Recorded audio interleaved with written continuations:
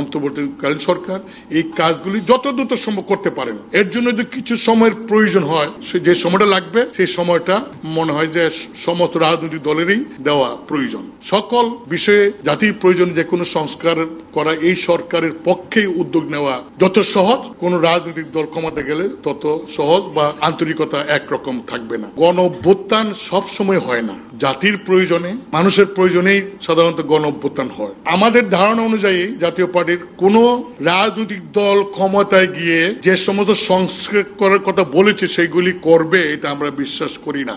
শুধুমাত্র যারা রাজনৈতিক দল করেন না, জনগণের সমর্থনে জনগণের প্রয়োজনে অন্তর্বর্তীকালীন সরকার গঠন করেছেন, তাদের পক্ষেই এই সমস্ত কাজগুলি করা অনেক সহজ এবং তারা পারবেন।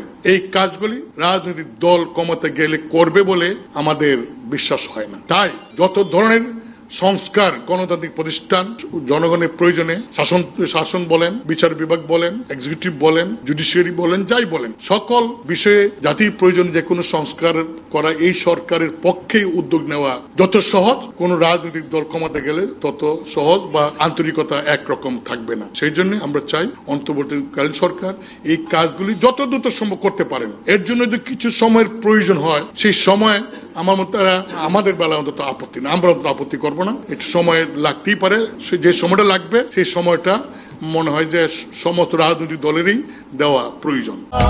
এখন এমনই ফুরফুরে মনে থাকবে সবাই। বসুন্ধরা টয়লেট্রিজ, ফুরফুরে মন সারাক্ষণ।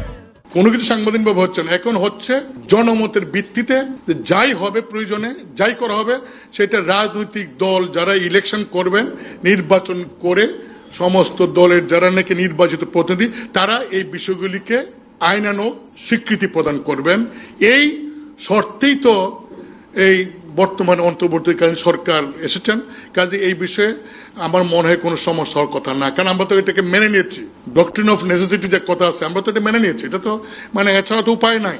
দেখুন, আমি আবার বলছি যে ম্যান্ডেট বা সংবিধান ওনারা চেঞ্জ করবেন তা না, আমরা বলছি যে ওনারা এই কাজগুলি করা দরকার, ওনারা সিদ্ধান্ত নেবেন, রাজনৈতিক দলের মতামত নেবেন, নিয়ে তারা এইগুলি সমস্তগুলি প্রস্তাব আকারে তারা রাখবেন এবং তারা এটা রাষ্ট্রপতির অনুমতিক্রমে তারা তাদের অন্তর্বর্তী সরকারে পাশ করে রাখবেন, যাতে পরবর্তী সরকার এসে বা যারা আসবেন পার্লামেন্টে যেন এগুলি সব রেটিফিকেশন করে।